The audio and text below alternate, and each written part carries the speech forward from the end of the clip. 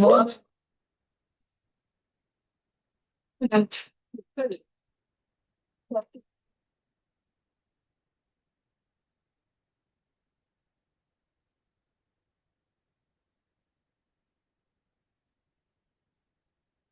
everyone. My name's Olivia. I'm a second-year PhD student at the Landscapes of Change Lab here at Bren. And today I'm going to be sharing a bit about a project I've been working on in the Sierra Nevada studying wildfire ecology. So many of you in the audience are probably pretty familiar with headlines like this: increasing severity and intensity of wildfires across the Western United States. This is particularly acute in California, where 80% of the most destructive wildfires have occurred in the past decade. And before I continue this talk, and to get us familiar with some of the headlines that we're seeing, let's define a few fire terms. When we talk about fire severity, we're talking about forest mortality, or how much die-off of the forest happens following an event. And so high severity fire means 80 to 100% die-off of forest following the event. Meanwhile, fire intensity is referring to characteristics occurring during the fire, such as high flames and fast-moving flames throughout the forest system. And so we're seeing both of these things increasing in the Western US in the past decade. On this graph, the red bars are showing the number of large fires in the Western US, while the dark trend line is showing spring and summer temperature throughout the Western US. And I want to pay special attention to this sudden spike in the last decade, where we're not only seeing an increase in number of high severity fires, but also an increase in spring and summer temperatures. And so what does this mean for our forests? High severity fires leading to an unprecedented challenge for forest ecosystem across the globe. This photo on the left-hand side is a photo of an unburned forest. This is taken on the eastern side of the Sierra Nevadas last summer in Yosemite National Park, if you've been. As we can see here, there's a variety of age classes growing back in. We have some young trees, we have some older trees that are bigger, we have some downed wood, which is natural, some open soil. But what's happening is that these forests are being hit by these high intense and severity fires and are starting to look a little bit like this. And what we're seeing here is a forest system taken, but this photo was taken on the other side of the ridge as the photo before, of a similar forest type. And we're seeing this light green, really thorny, from experience, shrub recruiting in. And you might have noticed that the shrubs that are in this photo are not in the previous photo. And so we're seeing this shift in vegetation composition in these forest systems in California, but also in the Sierra Nevada. We're also seeing really limited number of trees recruiting back in. And so we'll deem this a forest conversion, which is a vegetation assembly change following a high severity fire event. And not only are forests dealing with these increases in high severity and intensity wildfires, but they're also dealing with drought following these events. On the left-hand side, this is a map of the Sierra Nevada with the purple colors indicating extreme drought. And this is during the 2013 drought year, but really during the 2012 to 2016 big drought event that we're probably all familiar with. Drought becomes a problem for these seedlings that are trying to recruit in. They haven't been alive long enough to develop the resilience to these events and to develop resilience to new experiences in temperature and precipitation that their older, mature parents have developed. Drought even hinders seedling germination and establishment right when seedlings are trying to get into the ground and start to live, so they don't have the chance to establish. And so when high severity fire events and drought events occur on the landscape in sequential order, we're calling this a drought-fire interaction, and I'll walk you through what this means over time.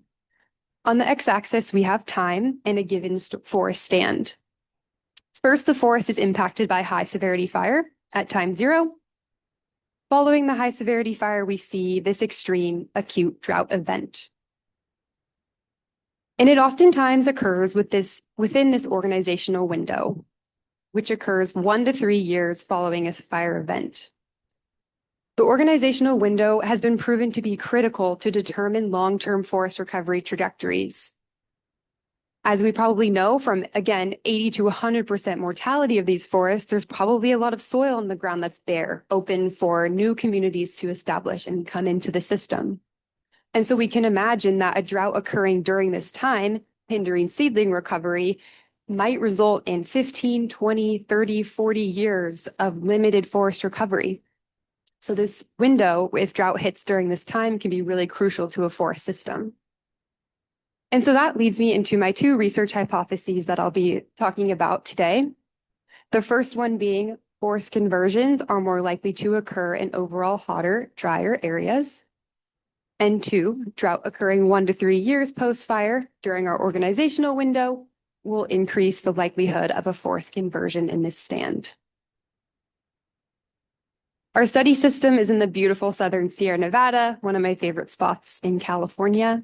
We span over 5 national parks and forests within this study. And to pick the sites that we wanted to survey this summer, we identified comparable burned high-severity fire plots and unburned plots within our study system. With the help of my amazing collaborators, we borrowed some methods from public health and economics to implement propensity score matching, which is a model to determine comparable treatment, fire, and control unburned plots. And I'll walk you through what I mean by this.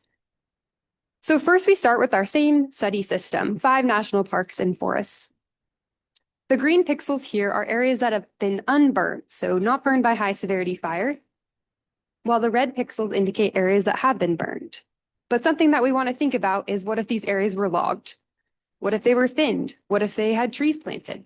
We wanted to make sure that we remove all of these areas from the study system, and so we're able to detect our direct fire-drought interaction on the system.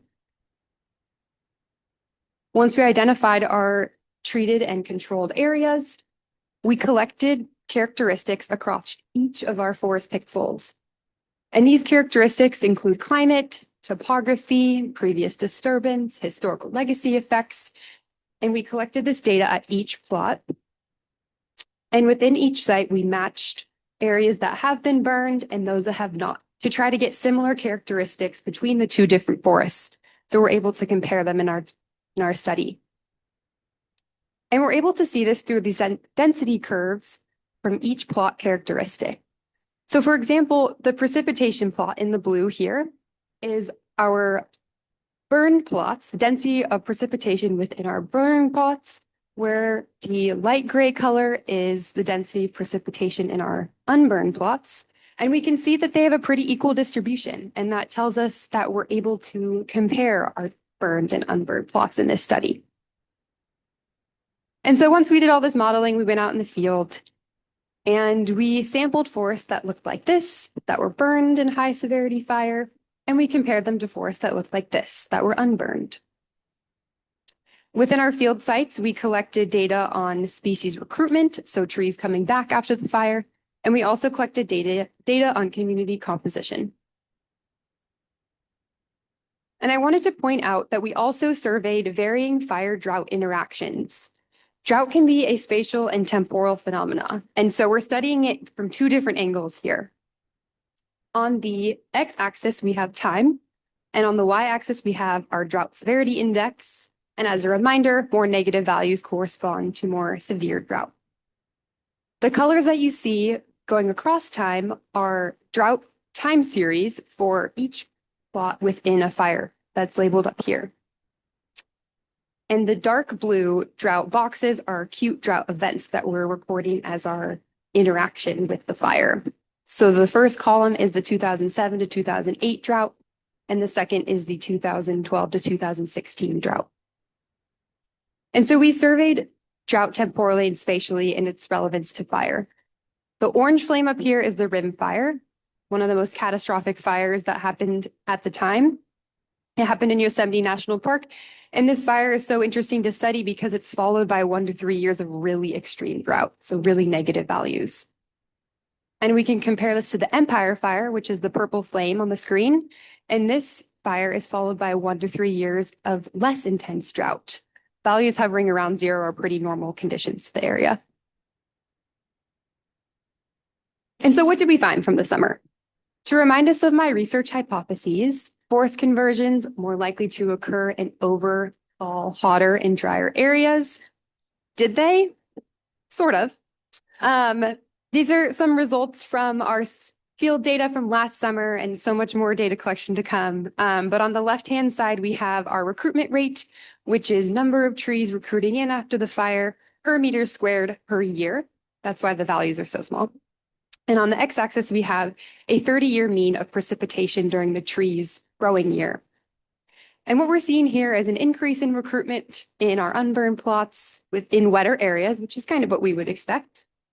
But we're seeing an interesting trend with our high severity fire.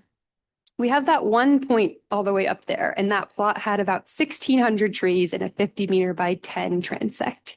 So we're seeing a lot of variability in our recruitment so far. So looking forward to introducing more fire characteristic data here to kind of explore more about these relationships.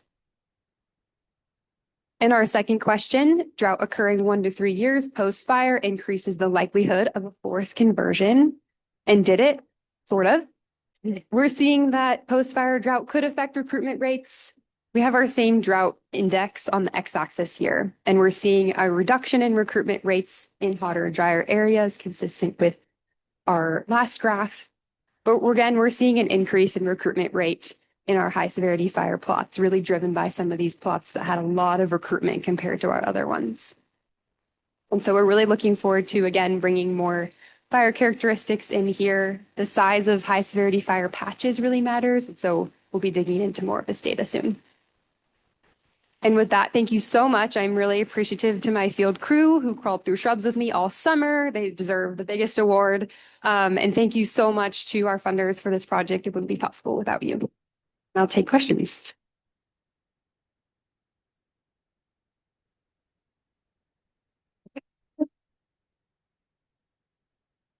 Question from the audience.